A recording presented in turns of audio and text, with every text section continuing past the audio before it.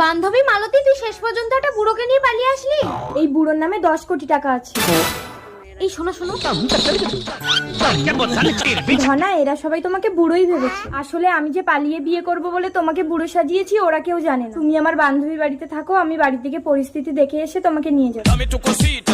সম্পদ, তোমাকে বুড়ো সাজিয়ে আমার বান্ধবীর বুড়োর সাথে পাল্টে নেবো। তুমি পরপুরুষের ঘর করবে?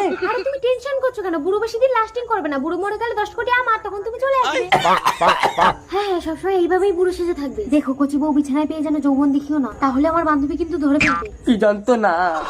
এই নাও, বান্ধবী তোমাকে দেখার আগেই এই পাউডারটা বান্ধবীর চোখে মেরে দেবে। ও বুড়ো, মালতীর থেকে আমি বেশি তোমাকে আদর করব, তুমি আমার ঘর করো।